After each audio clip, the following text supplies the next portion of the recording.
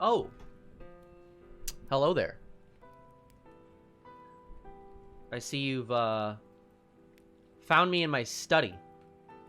Hello. This coffee's very hot. I can't drink it yet, and it makes me a little sad. But I'll probably spill it. Maybe on the book even, because I don't have a controller this time. I had to turn that on me. This playlist is like the loudest, quietest thing. It's so many different parts. It's so frustrating. It's supposed to be a relaxing stream. Hold on. It's too cold. Hi. Listen, if there's no spillage, is it really a Tatu stream? Probably not. But you see what I mean? Like, it's getting louder. Like, I already turned you down. I turned you down. You're getting louder again. There we go. There should be the fire sounds as well.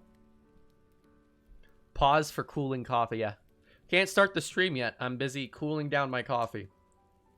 Maybe turn it up just a smidge. I'm gonna be constantly turning it up and down. Cause this thing gets like, I remember this playlist gets so loud later on for like no reason. But hello. Hello guys. I suppose welcome to the continuation of my FF7 playthrough. Air quotes playthrough. Illegal too. Actual illegal. Like we have actual permission from the authors to be reading this. Not the author, the publisher. I don't know what the author thinks. Maybe the author doesn't give a shit. But either way, I'm excited to read more. I haven't read it in a while. Like, since before I played FF7R. Like, I stopped reading for FF7R, and I know there's, like, a lot of context we're gonna get from this book, which I'm pretty excited about, honestly. So far, we have gone through the Denzel episode, the Livestream Black 1, episode Tifa, Livestream White 1, and now we're so I guess it's the halfway point about. Episode Barrett. Which I think Tifa was the longest one so far. Or maybe Barrett is? I'm not sure. I know the Shinra episode's pretty long. This is where you left off, Skittle? That's awesome. There has been a reading stream, but thankfully I can do a bit of a summary actually. If this music could turn itself the fuck down. Really liked episode Tifa. I did as well, Egg. So to kind of summarize, episode Denzel is basically following Denzel from the events of when the plate fell, like loosely, to around when after Meteor almost like it fucking destroys Midgar, you know? I hate this playlist. This music, hold on. That playlist fucking sucks.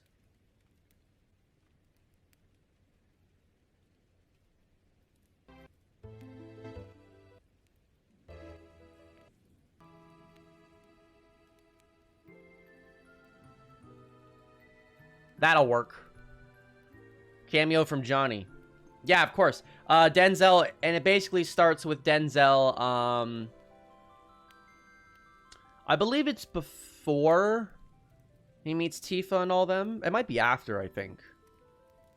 He's trying to join, that wasn't very a woo.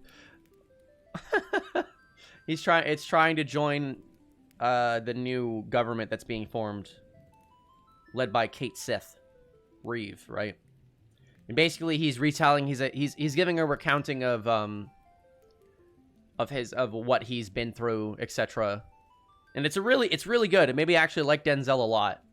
Episode Tifa is, it mostly just, it gives you like for the first time, it gives you like an inside perspective on Tifa's inner thoughts, which I like a lot. Like it shows how insecure and how much she like how insecure she is and how much she blames herself for like absolutely everything.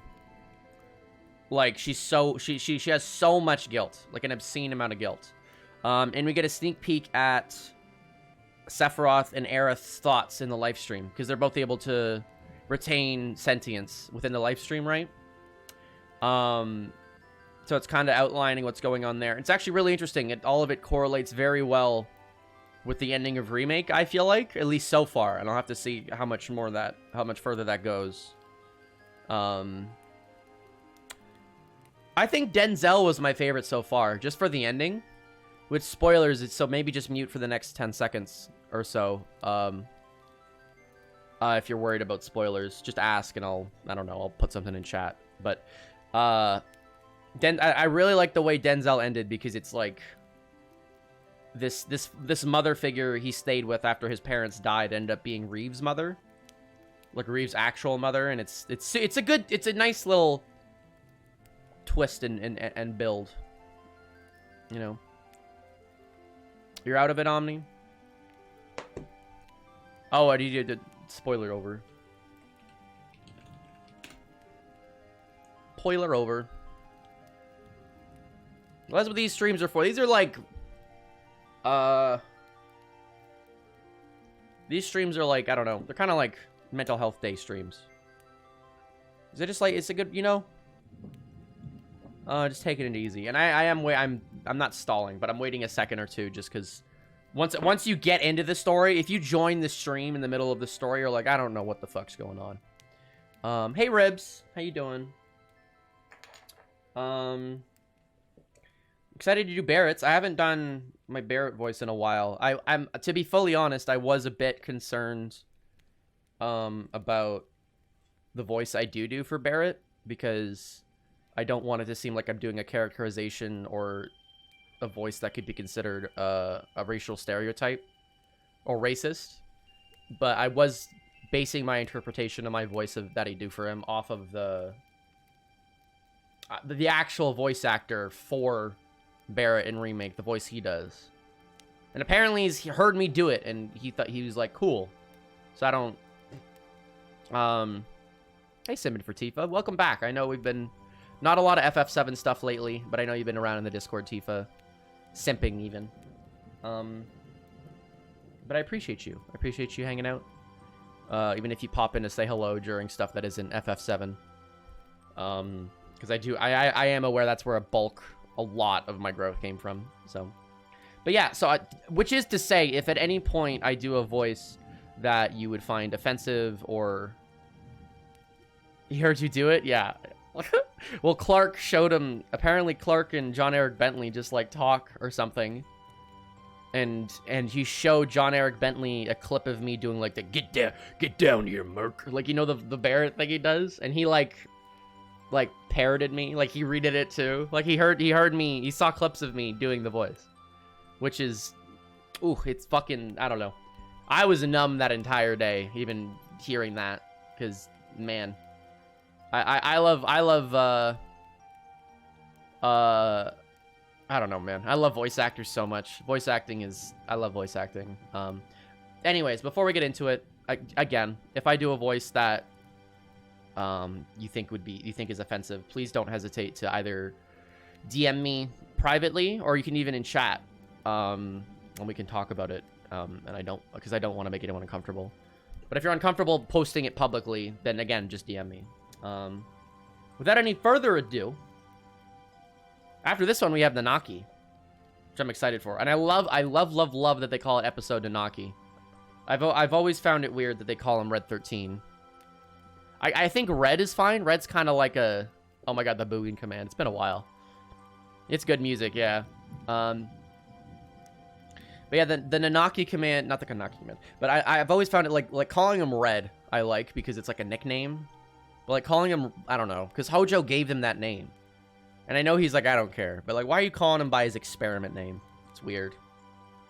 I like the name Nanaki a lot. Let's go to episode Barrett. It's page 53. That's like halfway through the book. Take your copy out now and flip to page 53. Oh, this is episode Barrett. Here we go. Okay. I suppose if you skip to this part... Oh, that's loud. I wish I could turn it down just a touch more. That's as low as I can make it. Oh, well. It's probably fine on your guys' end. School flashbacks. If you're just tuning in now, hi, I'm Tatsumaki. So clutch. I'm Tatsumaki, and we're going to be reading On the Way to a Smile, episode Barrett. Chapter 3, I suppose. Could be chapter, like, more, depending on how you look at it. But either way. Let's begin. Oh, how many Livestream Trappers have we read again? 2. We have read 1 episode of White and 1 episode of Black. Okay. Months had passed since the chosen day. After helping Tifa and Cloud build a new home, Barrett entrusted Marlene to them. She was the orphan daughter of his best friend, Dine, and knew only Barrett as her father, but he had to leave her behind when he set out on a journey to settle the sins of his past. Before departing, he gave some advice to Tifa, who shouldered the same guilt. Don't just take. Prove you know how to give. Chapter more. He thought doing that would lead her, at the very least, to some kind of redemption. But his own advice brought him no solace, and Barrett remained unsure of what he was supposed to do. Being with Marlene gave him peace of mind. It was easy to stay with her, even if he felt guilty for putting off action just one more day. He knew he had to leave, even if he had no destination in mind. Put some space between him and his heart's crutch. Bear himself to the wilds. Don't think about it, just do it. That's interesting. So he very much uses Marlene as like a literally that is like a crutch for his heart. Like, I half think it's like, oh, good of you to not put that all on her and just kind of bail, but also you're kind of bailing. For half a year, Barrett wandered the world. Geostigma was spreading beyond the walls of Midgar, but apart from that, life had mostly returned to a semblance of normalcy. The only difference was that hardly anyone used Mako, and all the reactors, every last one, had been shut down. This was exactly what Barrett and his comrades had once sought with their anti-Shinra operations, and yet the victory had left him aimless. What place was there for a man with a gun attached to his arm in a world free of war and turmoil? How could he redeem himself when there was no more battles to be fought? These questions plagued him. Sometimes he tramped into deep forests in search of a fight, taking down the monsters he found. But after the adrenaline rush would fade, and he would sink into self-loathing. What am I doing out here? Just venting stress? All I could do was roar in fear and frustration. It happened when he was picking his way through a crowd in Junon. Barrett felt something collide against the metal plates of his weaponized arm, and he lowered his gaze to see a small boy beginning to cry, blood running down his forehead. When he moved to help, a woman who had to be the boy's mother dashed between them. Please, he's just a child. He didn't mean to. Please, I'll give you anything you want. The mother's terror-filled eyes were riveted to the machine gun that served as Barrett's right hand. In peacetime, I'm just another monster, Barrett thought. The times were changing, and he knew he needed to change with them, just not how. If he didn't, though, he'd never be able to atone in this world of peace. Yeah, to be fair, Barrett, you've got a gun on your arm. Doesn't he get like a mech arm? Like, you could just stick something else on there. I want to give everyone in FF7 needs a hug, man. Barrett paid visit to old man Sakaki and Coral. I don't know who that is. I feel like I should know who that is. Old man Sakaki and Coral.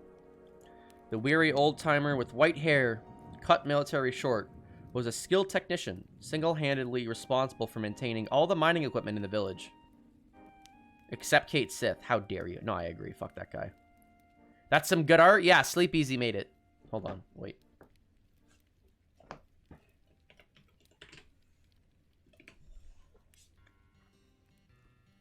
He's very, very, very, very good at art. Oh, he made his arm? Okay, well, we're about to find out, I guess. Wow, this is super... This is happy music. Single-handedly responsible for maintaining all the mining equipment in the village.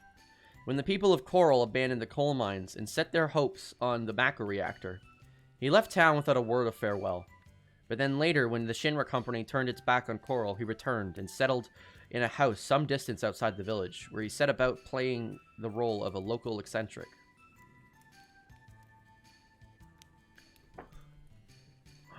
I need it. Can we skip?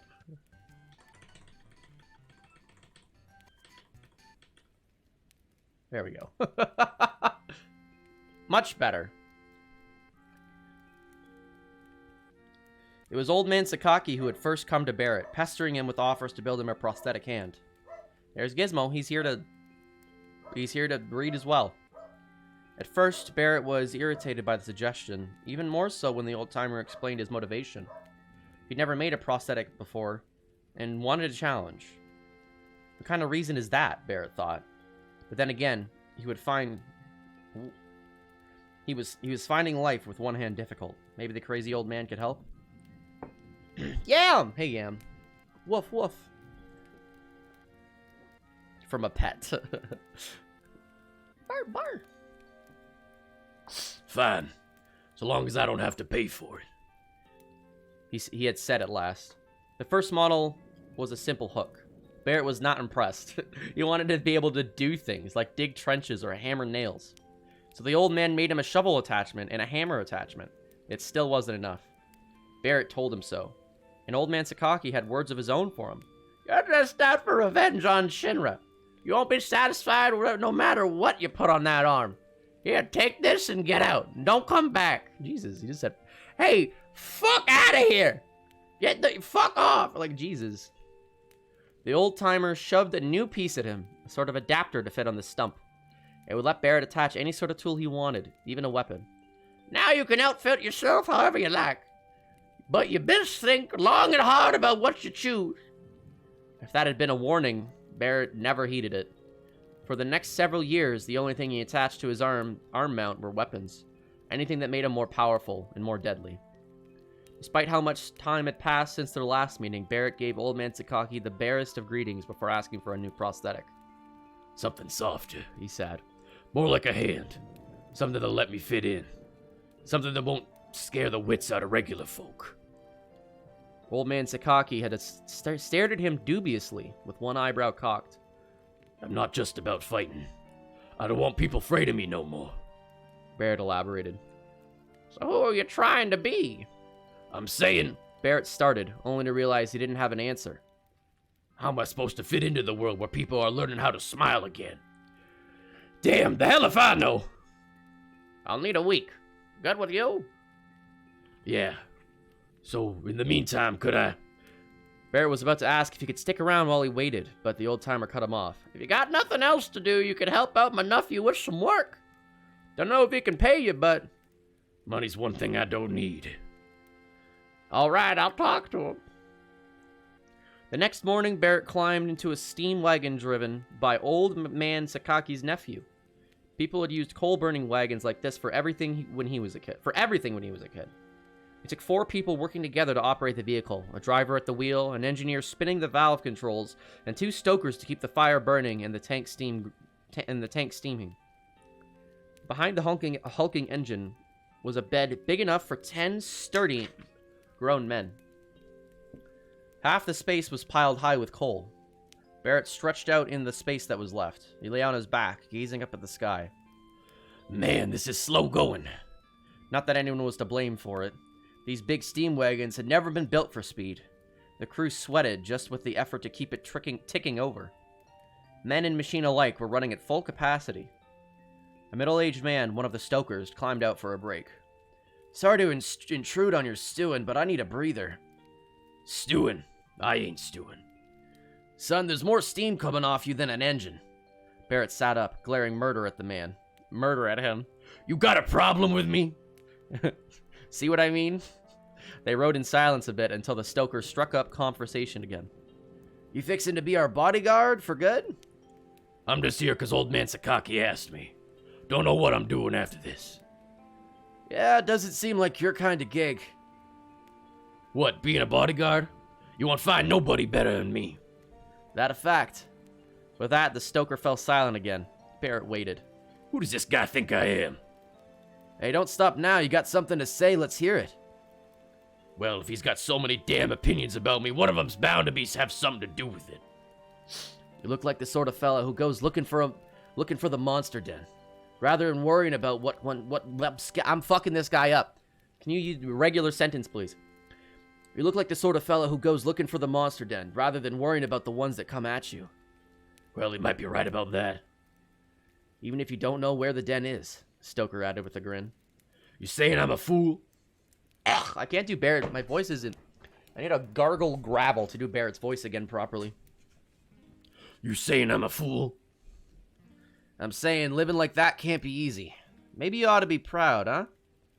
Barrett stared at the man for a few seconds and then broke into a low chuckle.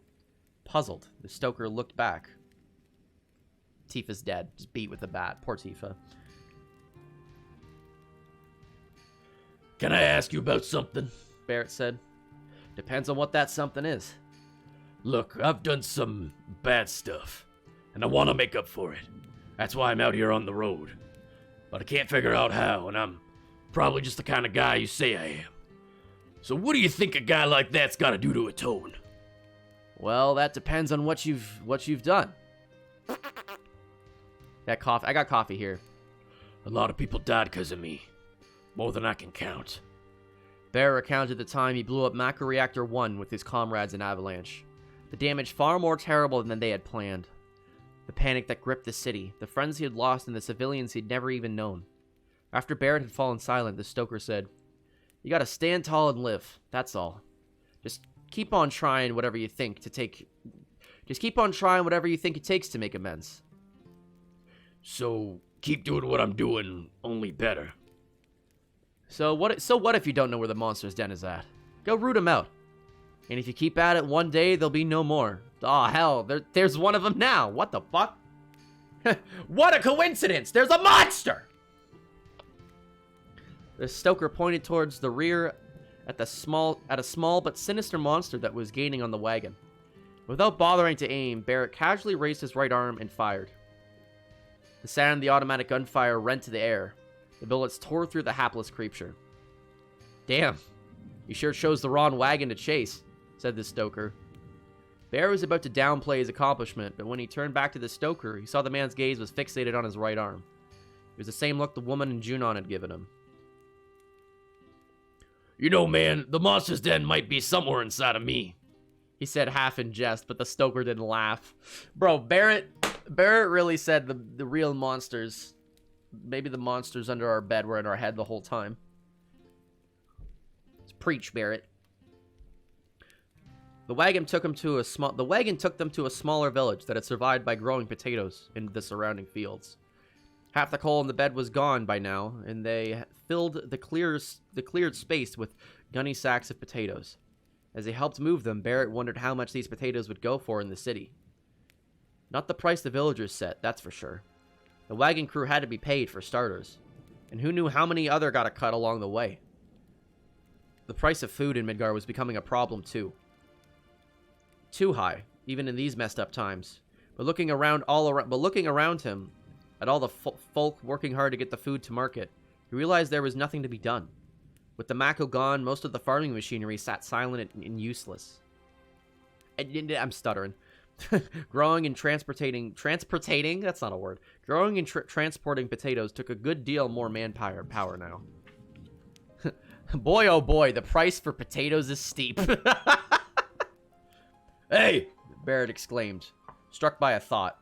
Without machinery, people had to rely on strength of their own arms. And there was no shortage of people. "Midgar's full of folk begging for work and struggling to feed themselves. Sure, they can still forage outside town, but damn it, they can't do that forever. They need to till the soil, sow crops, plant seedlings, raise livestock." Barrett was pleased. He was on to something. If everyone put their minds to it, at least someday they would live in a world where no one had to go hungry. When they needed machines, well, they still had coal for things like the steam wagon. People just had to go back to the age before Mako. There might be lean times ahead, and yes, life would be simpler, duller maybe, but that was the only way to go. The times had to change. Barrett smiled to himself, pleased with how easily he had come up with the whole idea. Then he started considering his place on it. Okay, so what kind of stuff can I do? He could attach a hoe to his right arm and dig furrows. And a man his size could do the work of 2 others. Heck, 5 others. But come to think of it, this new future would need leaders too. Shouldn't that be me? His mind kept running. He imagined himself directing the work, bellowing instructions, men jumping at every word. Got it, Barrett! Jesse dashing from the room, Wedge and Biggs right behind her. No! No! He's imagining... Oh, no. They're still dead right now, so... He's imagining Jesse, Wedge, and Biggs. A seed from his days as the leader of Avalanche flashed through his head, and in an instant, his bright vision of the future was overshadowed by remorse. Barrett roared in frustration. Damn, there I go again, he thought, and glanced around. But no one was looking at him. Everyone's attention was at old man Sakaki's nephew, who was standing in front of standing in someone's front yard, deep in discussion with the middle-aged villager. Barrett moved closer to hear the conversation. What happened? He's reminiscing. He's like, I could be giving orders to people who are farming. Wouldn't that be cool? And then he just automatically thought of his fucking dead friends that he used to command. Mister, I can take your daughter to Midgar. That's not a problem, but she looks real sick. I'm afraid we wouldn't make it in time. Please, I'm begging you. I don't know how old he is.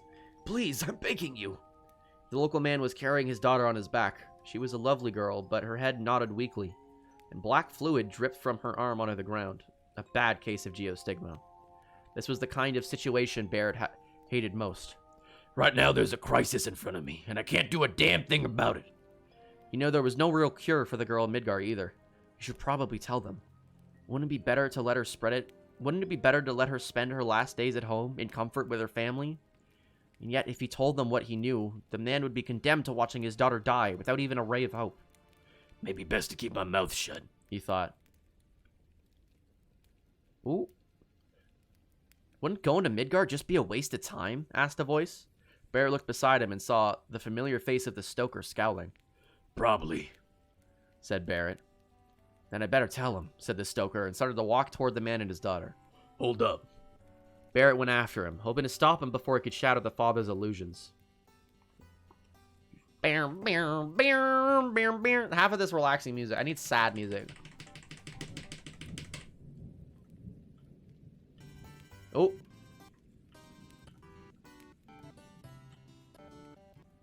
There we go.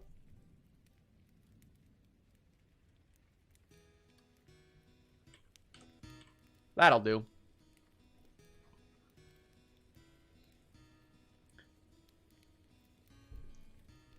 You think we should just... What? Sorry. That's not Barrett. You think we should just let her go to Midgar? Even if there ain't no point? Yeah. Well, the problem is, all we got ourselves is a steam wagon. The bed gets hot, it's a hard ride, you know that. What do you do when she ends up dying because of it? Still, come on, man. Don't worry, I'll be the one to tell him. Maybe it'll kill her pop's hope, but the girl should spend her last days at home. Barrett didn't know if he or the stoker had the right of it. His mind was whirling. He needed to think. Again, he wanted to cry out, but he held it in. In the end, though, it didn't matter. The stoker came back without ever talking to the father. Didn't need to say nothing after all. Bro! I'm mad. Okay, hold on. Didn't need to say nothing after all. Poor girl died while they were talking. What? Do you want to know what her last words were? Hell no, Barrett thought. The man was already telling him. Please, take me to Midgar, she said. Stoker clenched his fists. I couldn't have been more wrong. Oh my god. Yeah, she just fucking died. No, you weren't. Nobody was, damn it. Jesus Christ. With no target for the rage surging up inside, he pointed his arm at the sky and fired, shattering the quiet of the sorrowful village. Barrett stayed behind to help lay the dead girl to rest. When it was done, the father lingered, staring with hollow eyes at his daughter's grave. Is there anything else I could do for you? Barrett asked, as gently as he could. If only we had an airship, the man murmured. Jesus. I served on the Guernica? I served on the Guernica. Maybe if she were still flying, my little girl would be alive. It's just a short hop to Midgar by air. Well, mister, I gotta say it now, Barrett thought. I know how you must be feeling. Well, there ain't no cure for the geostigma in Midgar either. If only this, if only that. When you start brooding over the chasms between what was and what could be, what should be, you lose sight of the world in front of you. Barrett had learned that lesson himself the hard way, and lamenting things you could never hope to control. But the way this father was doing now was even worse. But before Barrett could turn those thoughts into advice, the man started to speak. It doesn't have to be Midgar. It could be anywhere. If we found out that somewhere in the world there is a cure for geostigma, an airship could take people there, we'd be ready. Ready? To help the next victim. My daughter won't be the last. He had only just lost his own child, and yet he was already looking at what lay ahead. Thanks for the lurk, New. The idealized pastoral future Barrett had imagined when he was loading the wagon had vanished. Why can't we run just a few of the airships and the other useful machinery? Hell, in Midgar, they're still using construction vehicles. Why not an airship then? So long as we don't waste them, Mako. Times have changed, and I'm gonna do the same. Barrett said, fuck it, Mako. I mean, he's got a point. Barren scrubland, many miles across, stretched out to the east of Rocket Town. Somewhere in that expanse stood a small refinery and an oil well 160 feet deep. Both had been built many years ago. On this day, several dozen people were staring up at the derrick, among them Shira in her white lab coat. Oh, Shira! I remember her. A man in overalls stood next to her. That's not Sid, is it? We're down 70% from last month. Not doing so hot. How about your end? It's going well. We're nowhere near the efficiency of Mako, but with our latest refining techniques, we're hitting higher numbers than ever, Shira replied. I knew you could pull it off. Doesn't mean a thing, though. If the well runs dry. I don't know. It might be Sid. I'm just going. It might be. I don't know if it's Sid. The well runs dry. Yeehaw. He's a cowboy.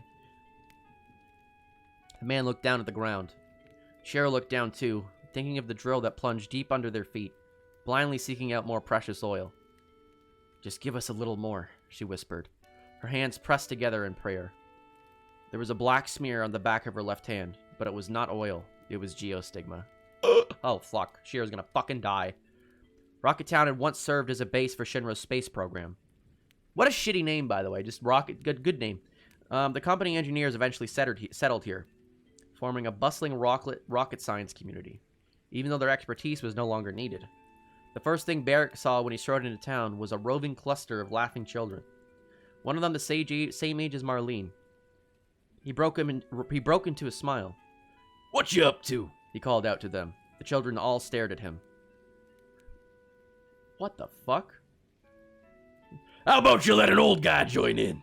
They ran away. Barrett looked down at his right arm, clicking his tongue in frustration.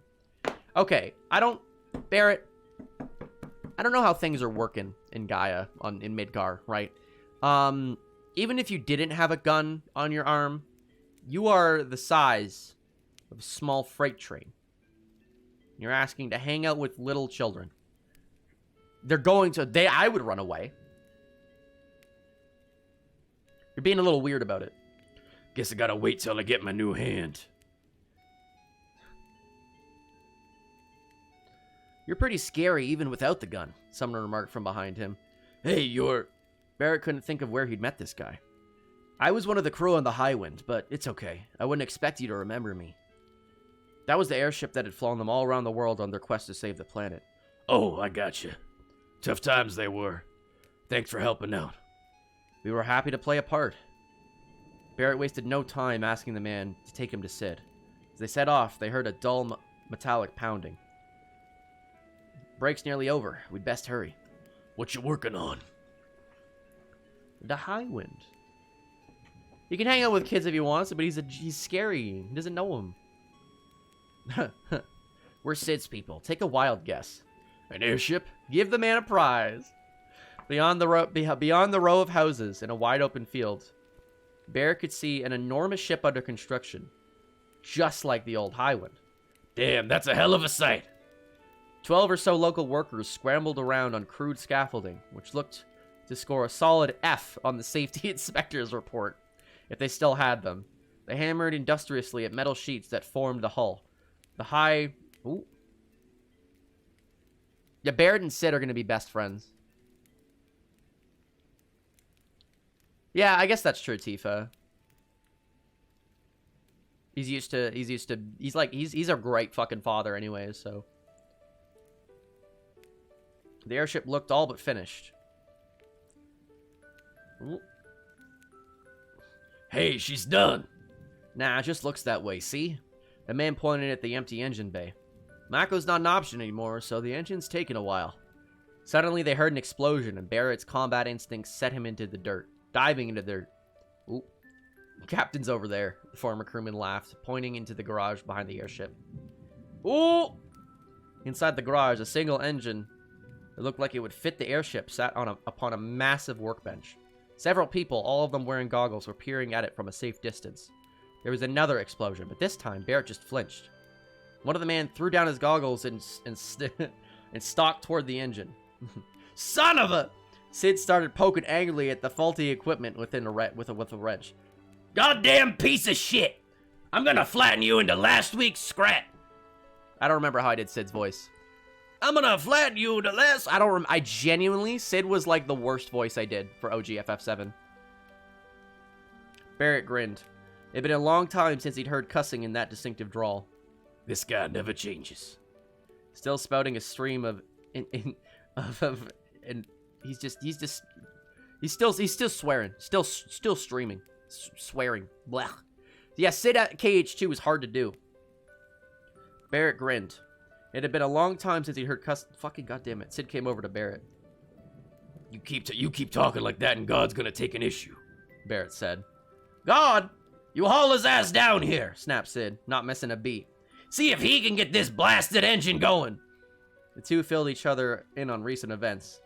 I left Marlene with Tifa since she's gone, since she's taken her in and all. Gotta do what you gotta do, right? So Cloud's with Tifa too? I'm awful. Yeah. Tifa up and opened up the place. Like she used to have. Cloud's lending a hand, but now he's gone and gotten his own business, delivery or something. His voice doesn't sound as scratchy. Cloud, running a business? But that just sounds awful. It's like shitty cowboy. Running a business? I think it's Tifa's doing. She kept him focused. Bet she does. When it gets down to it, it's the women who wear the pants. Off, dude. I'm like I'm getting third yeehaw. I can do cowboy. I can do that one cowboy from Phoenix Wright really well. That's Sonic. That's Sonic. Oh my god. Bet she does. When it gets down to it, it's the women who wear the pants. Just straight Sonic. That really was Sonic, wasn't it? Oh my god. Tiny but scratchy. Good lord. How's Shira? Same as ever. I guess just that. Sid shrugged and abandoned the subject. So what'd you want? I got my hands full here. I'm just gonna do basic yeehaw. Building an airship, huh? Trying at least. Maybe I could help out. How? You don't know shit about airships. That's just Goofy. That's just my Goofy impression. Bet she does. When it comes down to it, it's the women who wear the pants. It's just Goofy. Usually Barrett would lose his cool at an insult like that, but this time he let it slide, and instead told Sid about what he'd been thinking. If we had airships, man, just think of all the lives we could save. Like people with geostigma. If someone ever finds a cure, you could get it to everyone fast. Or fly in experts who know how to treat it. To anywhere in the world. Or haul food instead of carting it for days on a steam wagon. All the stuff people need to live, you know. Ugh. You make it sound damn easy there. Sid leaned close, right in his face. We're talking airships. You know how much energy it takes to push these fucking things? He didn't say I'm adding fuck. He should say fuck. Not a damn clue, but listen. Barrett recounted what he had been mulling over on the road. That they had just need to keep from getting greedy with the Mako. Sure, it drained the planet's life. Nothing they could do about that. But it wasn't that much, right? The planet wouldn't mind them taking what they needed to keep folk alive. Jesus. Barrett. Damn. Am I hearing this from the same knucklehead who used to run Avalanche? Barrett had no answer for that. As for coming to terms with his past, he thought he found an answer. I'm the robot. Anyways. But hearing Sid pick it apart, he realized he didn't have the arguments to defend it. The familiar anger and frustration began to build in his chest. He raised his arm to fire off a volley, then remembered they were indoors. Instead, he roared. Everyone in the room turned to stare. Sorry, don't mind me. With a fierce voice, he forced his face into a grin meant to convey, just messing with you. He stared hard at the floor. What a fucking crazy person. He stared hard at the floor, still groping for words, but all that came to mind were images of bygone days. Biggs, Wedge, Jesse, earnest, trusting faces. Say something. It's my fault. Come on, blame me. That's his inner thought. He's thinking that, by the way. He shook his head, trying to get his dead friends out of his mind, and looked up. Sid seemed out of focus. What the hell's wrong with you? Sassed Sid. I don't know what to do, Sid. My past's like a minefield of mistakes, but I had to have done some good stuff, right? But which stuff? What was right? What was wrong? Which of me am I supposed to be from now on? I want to change, but maybe I'm not allowed. Maybe I'm supposed to spend the rest of my life with a gun for a hand, scaring kids everywhere. But how do I atone for anything that way? I don't know anymore. Help me. Tell me what I'm supposed to do. And in the end, Barrett did open fire, tearing ragged holes in the ceiling. Oh my god. So he's more like, tell me what I'm supposed to do! And he's like, bah, bah, bah, bah, bah, bah, bah. He's just shooting the fucking ceiling. Sid looked at the damage. You can patch that up for starters. Fucking asshole. It was hard work, fixing the ceiling, and the sweat-soaked Barrett... Oh, God. Dude, oh, they're gonna be best friends, Simming Ratifa. It was hard work fixing the ceiling, and the sweat-soaked Barrett's shirt. When he saw Sid come sauntering over, Barrett ignored him and kept working. He was still embarrassed by his outburst. You calmed down yet? Sid sat down, keeping his distance. Sorry. Sid shook his head as if to say, don't worry about it. I thought of a way for you to help. Barrett stopped and looked at him. First off, about the Mako, I think you're right. We could take just a little from the planet, only what we needed. Mind, not a drop more. We were thinking along the same lines out here. Truth is, airships are a real boon, especially when talking about rebuilding the world. If one day they tell me, hell, we don't need them anymore, well then fine. I'll park her somewhere with a nice view and settle in. But until then... Sid went on to explain the current energy situation. Not a single Mac reactor in the world was operating right now. But it wasn't just because everyone suddenly felt bad for squandering all that energy. There was a practical issue too. Without Shinra's organizational expertise, it was near impossible to keep the reactors running. But the real reason why the reactors are shut down...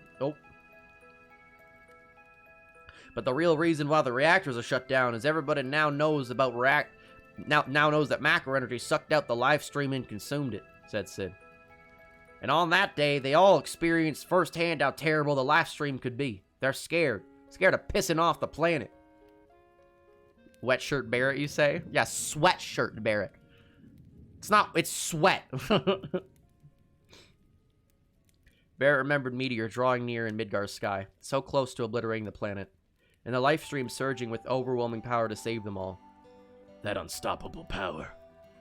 Humans will never come up with anything like it. Ain't nobody want to make more of that stuff now, said Sid. So that's it? No more Mako production? Has my coffee cooled down?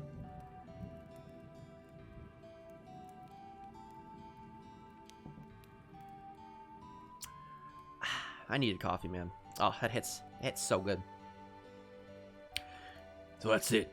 No more Mako production? Yup.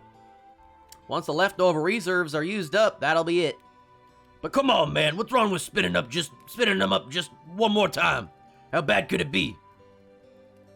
Biggs, Wedge, Jesse, forgive me. That's in his head. Inner thoughts. Even if we wanted to, the current reactors are no good where they are. The live stream current shifted. You check it out already? Not like I can do a full-scale survey, but yeah. Bear was at a loss for words. So the planet's telling us no more Mako. Now, maybe we could throw together a max reactor in some other place. But first, we'd have to find the right location. Then there's a matter of transporting all the materials and machinery in the first place. And given the lack of public enthusiasm for Mako refining previously mentioned, well, Sid shrugged. Oh, Skittle, that sounds so fucking cute. Yeah, the weapons are like, bro, you better shut your fucking mouth. Damn. Always kinda assumed we had the option. When the reserves run out, it'll be the end of the Mako age. The world's gonna step backward all the way to the age of coal. Just have to poke along in the good old steam wagons again. Go back to the chocobos are the fastest form of ground transportation, thank you ma'am, era. Not that that's so bad, really. So we're just gonna give up and live like going backward? Barrett protested. Sure, we screwed up, big time. And maybe trying to go back and get the same track ain't the right idea. But are we just gonna stop trying? Raise our hands and say screw it? Not necessarily. Still got oil, Sid said with a grin. That useless goop. To Barrett, who worked and grew up in a coal miner's town, the mention of oil was a surprise. All it was ever good for was burning in lamps. Useless? Nah. It only seemed that way compared to Mako. Back in the day, oil was gonna fuel the modern age, Sid replied. They were even developing ways of refining it into different kinds of fuel. Then Mako came along, and then those same engineers dropped oil like it was yesterday's girl to line up for a dance at the new belle of the ball. They'd fucking... metaphors. And oil became the footnote in history. But it's still around. Shinra probably figured it was worth something someday. They even drilled for it. Problem is, the well Shinra built was out offshore on the seabed. Could you reach it by sub? Not without Mako to fuel it. Besides, the live stream smashed up the pipeline. God. Yeah, I get, yeah, but nuclear energy is cleaner. But I guess given, you know, nuclear energy is terrifying, but it also is, like, very clean if done properly. Like, nuclear energy is very good. Like, it doesn't do anything bad for the environment, I think? I don't know. I might not know enough. So you don't have any oil more than you've got any Mako. I didn't say that, Sid continued, explaining how he and his team had pulled out old records and located a pre-Mako oil field. Luckily, it wasn't too far from Rocket Town. At the site, they found drilling rigs and a refinery that could turn the oil into gasoline, half ruined, to be sure, but it was there nonetheless. Sid and his companions rebuilt the facilities and had been operating them even while they built the airship. However, gasoline didn't yield enough energy, so they had been working on developing a more potent fuel. Recently, they had hit on a formulation that had burned faster and released more energy than any gasoline, jet fuel. Problem was, they also needed to build an engine that could handle it, and that was proving harder than they thought. That's amazing, Sid. Goddamn amazing. Oh, 100% simping for Tifa, yeah. I completely understand, and it doesn't take away from anything at all. You still produce radioactive waste, but it's a lot cleaner compared to gasoline, I believe. Because I know the smokestacks that come out of nuclear reactors, I'm pretty sure that's just steam, right? I don't think it's like actual like carbon. Like they're not fucking up the atmosphere, I don't think. I would believe Ribs though. She's very smart. Like I said, we had the records. We didn't need any newfangled technology. Once we get that engine run, we're gonna have ourselves a genuine renaissance. Guess that means the end of coal, don't it? For a second time. Barrett remembered his hometown. Had mixed feelings about that. Well, times change. We just happened to be born at the right moment to see it happen, said Sid. Don't know how I feel about that. Luckily, it's how you ought to feel. We're living at the end of one age and the start of a new one. We get to choose how it's gonna go down. That was Sonic again. A little bit there. Maybe. The only unlucky part is, What? When systems go... Yeah, if nuclear goes wrong, it goes very wrong. So much... So much new cool stuff to try. Ain't no way we're gonna have enough time to do it all. Ain't that a bitch? I like Sid. I like that Sid's like, this is the renaissance of like technology, and we're not even gonna be alive to see the cool parts of it. Sid and Barrett hiked east of Rocket Town for almost a full day before they reached the oil field where Shira was working. Yo! Yo! Sorry, that was too much of an unenthusiastic yo. Yo! Barrett exclaimed, unabashedly glad to see her. Shira looked like she hadn't changed a lick, until she saw the signs of geostigma on her hand. Until he saw the signs of geostigma on her hand. Noticing his stricken look, she tried to hide her hand in her sleeves. Well, does it hurt? Sid asked, blunt and gruff. Don't push yourself too hard. What? Oh, no. No way we're gonna have enough time, Sid's words. Because he just said that? Oh, no. Sid looked up at the derrick. It seemed to be operating. What's the problem? We shut down this morning, Shira explained. There might be more oil in the reservoir, but yields are down to 10% of what we started with. So we had to stop the pump. Sid slumped and muttered. The first day, it came sputtering out even without a damn pump. We turned jet black from all the oil raining down, laughed our asses off. Barrett let out a heaved sigh. The planet ain't gonna give us nothing for free, huh? That's not true, Shira said firmly. It's given us so much already. Coal, oil, even Mako. They're all gifts. And they might, and there might be other resources we don't know about yet. We'll be okay if we use them right. If we don't get too greedy. If we figure out new ways to do things, the planet would never abandon us. It cares, after all. The life stream coursing through it made up all the lives of people who lived on the surface. The life stream made up of people. Yeah, who controls the power plants is also, yeah, it's very dangerous.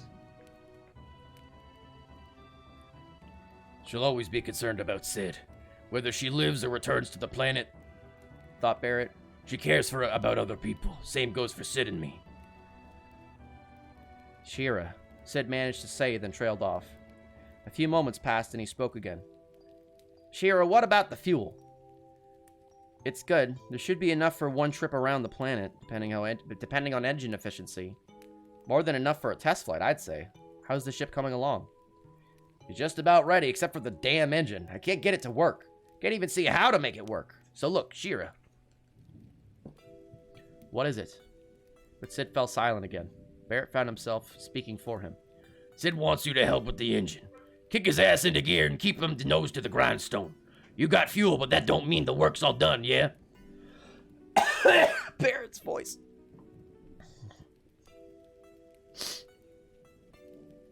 I know, said Shira, looking at Sid. I have no intentions of stopping now. Barrett wasn't finished. And once the engine's done, there'll still be a million things to do. Shira only smiled. They stood together in silence, gazing up at the derrick. Barrett, said Sid, low and quiet. You think there's any more oil around? Tell you what, if there is, I'll find it. Even as he said it, all he could do, he could feel his doubts. He could feel his doubts leaving him. Hey, Planet. Hey, all you lives pulsing through it. If you're gonna punish me, go ahead. Take your shots. But I'm gonna fight back with everything I've got. The only one who gets to punish me are the folk who are still alive. I'm gonna keep on living, to make sure there's a future for all of us. When Barrett came back to the workshop, Old Man Sakaki showed him a new prosthetic named just as Barrett had ordered. It was carved from wood. It had a warm, organic feel, nothing like metal, and it would fit directly into his arm, no adapter needed. Barrett looked at the new hand, and then the old-timer. Man, I feel bad. You went through a lot of trouble to make this for me, but I'm sorry. I don't need it after all. See, I gotta keep moving. I'm on a search for oil. It might take me places nobody's ever set foot in. Untamed lands, places with who the hell knows what kind of monsters. So I still need this damn weapon. Not just for protection, though. I'm a guy who can't stop fighting. And if I have to fight for somebody else...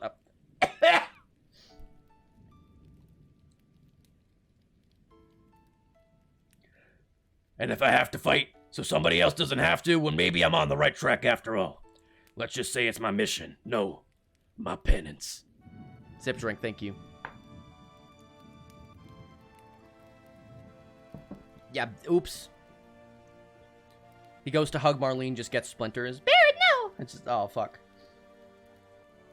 Barrett reckoned it was maybe the most coherent and long-winded speech he'd ever given. At least it seemed to have an effect on old man Sakaki. Because after hearing Barrett out, he went into the back of his shop and brought out a carefully wrapped bundle.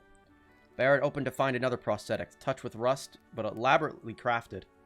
A steel hand with articulated fingers. If he practiced enough, he could be able to write with it. Whether your writing's any good, that's up to... He's an old man. Whether the writing's any good, that's up to you. This is more than I asked for. It's payment for helping out my nephew, but since you don't seem to need it, I'll just hang on to it. Sorry. You must have put a lot of work into it. Don't worry about that. I made it years ago. Come back and get it when you're done with that mission of yours, Old Man Sakaki told him. I'll scrub off the rust for you. After leaving the workshop and walking a while, Barrett thought, I should have written a letter to Marlene. Maybe I ought to called her too. No. Once this is all over, I'll come back here and write her with the hand that old guy made. And I'll take the letter to Marlene myself. Suddenly, Barrett wanted to scream to the sky. So he did. Look out, world, 'cause here I come! And that is the end of Barrett's chapter. That's a good chapter. Call your daughter, Barrett. That one's not sad. Call your fucking daughter, idiot. And now we have live stream, Black 2. I'm gonna turn the fan on.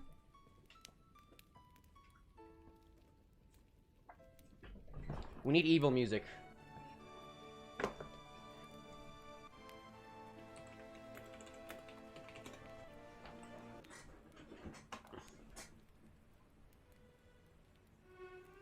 There we go.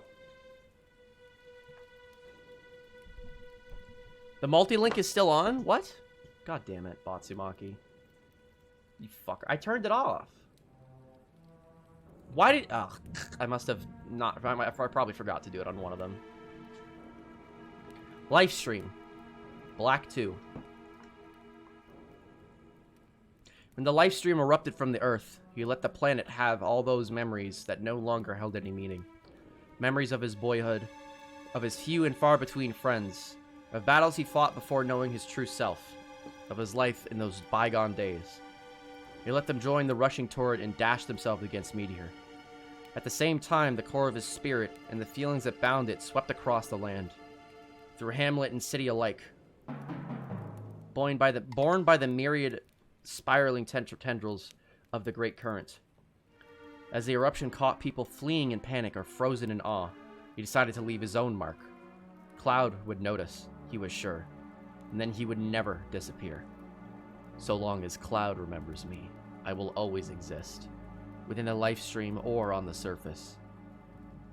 Even in his own spirit, even if his own spirit were to disperse, the merest fragment of memory would be enough. It would flow through the planet on the living stream, and then one day, with Cloud's memories to help him, he would regain himself. Ooh! Ooh! Sephiroth. Ooh!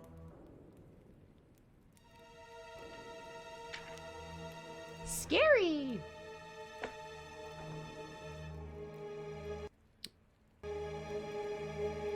I want this song on. I like this song. That was the Barrett chapter. As well as,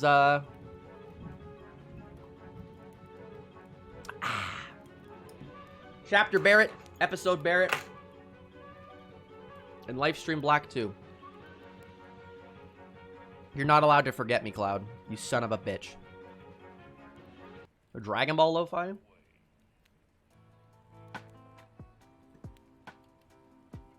Fucking Besproff.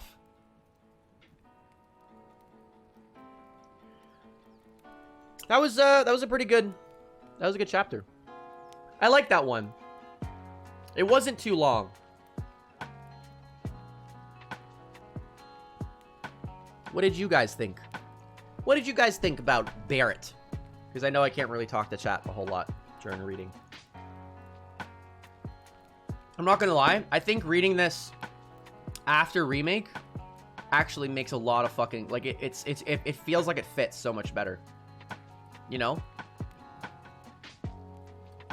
Classic veteran tell? Yeah. Like okay, because in comparison to remake, right? Like they don't really show the destruction that the macro reactor blowing up had on Midgar. But they do in remake, and in the book they like describe it so well, you know. I don't think it matched Barrett's personality in some parts. I think it depends. It depends what point of the story you're comparing it to Barrett. Egg. That's what I would say personally, because that felt very in line with Barrett's character, given everything that has happened. You know, he's gone through a lot of shit, a lot, and like he didn't really drop a lot of that attitude until the world was safe, and he's like, now I don't know what the fuck to do. You know, like he had the a warrior without cause. Yeah, exactly. Because he already had like like if you compare him at the beginning of remake or the beginning of the regular FF7, like he's very much being a leader, but it's like you get to see his inner thoughts. Like you don't really. That's why I like the books a lot so far, because you can see their like because you don't really get to see any of the characters' inner doubts outside of Cloud's. Remake's doing a better job because you can see their face, and you know you can see like their emotions, which is good. But you can't see, you can't hear their like inner thoughts.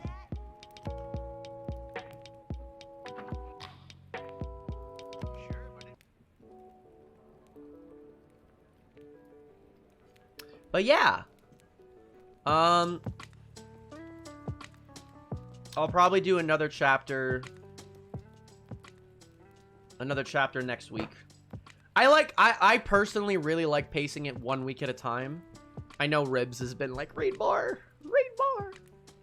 They want to make Advent Children into a game. I think that'd be very fun. I really think it would fit the style. It would fit the style of a game. Like the story fits a game more than it does a movie. But they're really trying to set up a movie studio, which obviously didn't work out. Barrett, best boy. Well, with the mobile game, yeah. Well, with Ever Crisis, it's going to be one. But if they remake it into like a full game...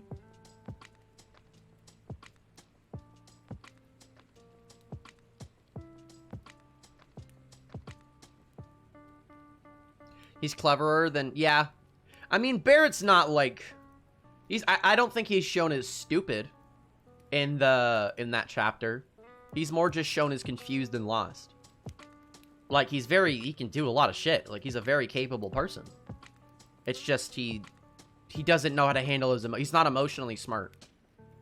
He's like, I don't know how to handle these emotions. I'm only used to channeling them into hatred and anger towards Shinra and defending and using it to fight. I don't know where to put it now that there's nothing to fight.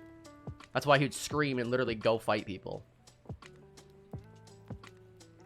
White 2, when you get to it, is a very interesting chapter. Ooh, foreshadow. I hope so, yeah. It seems like, it honestly feels a lot like, I don't know. Maybe it's because I'm experiencing all of these games, like, super close, tight-knit back-to-back. Hold on to that anger, yeah. But it very much feels like they're trying to... It felt like they were trying to go for... the whole stuff with remake. It felt like it feels more planned. Like a lot of stuff just lines up too well. And even if it is a coincidence or it's something they took and built on top of, they still left those ends open that they're building on now. So I think it's really, I like it a lot. It's very cool.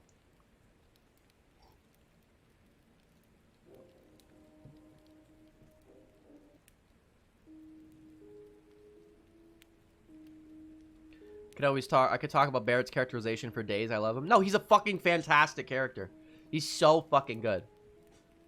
And John Eric Bentley does a fucking phenomenal job. Like, he's everything Barrett should be, and he does it, perfectly.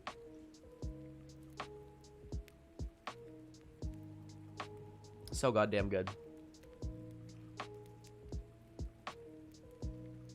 But what to do now? Because I'm not sure. I feel like I should take... What's my stream schedule like? You think I should remember this, really? Tomorrow I'm gonna be pretty busy.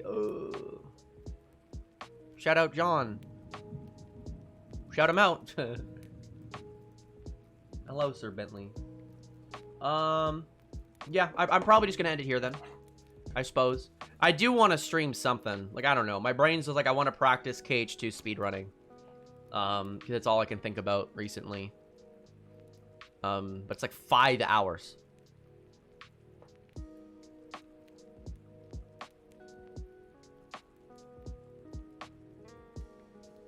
Yeah, John Eric Bentley's like he's like a fan of the OG, right?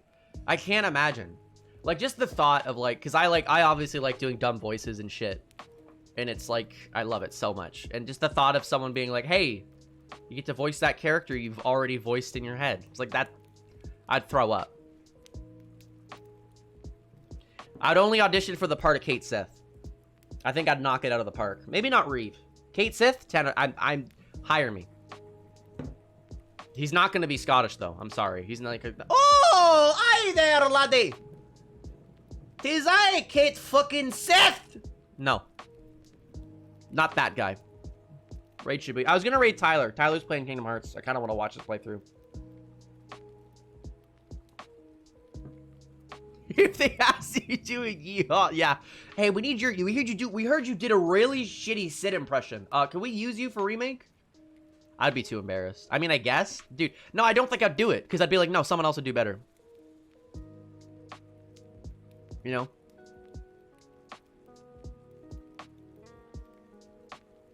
He's going to be Scottish.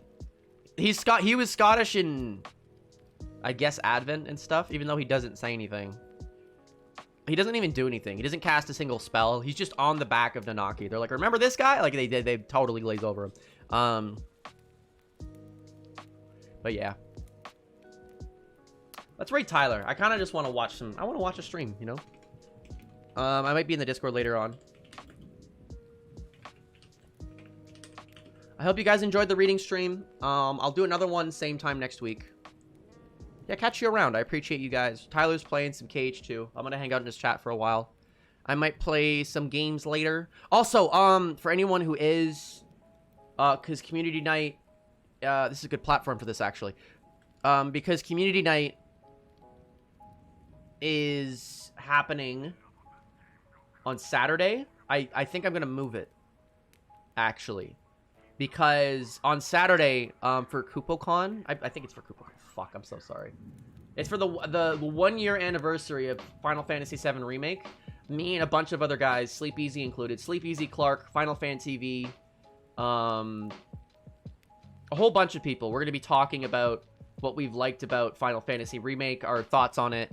So that's going to be happening Saturday at like 6 p.m. So I don't want to rush a community night. So I might move community night to Sunday.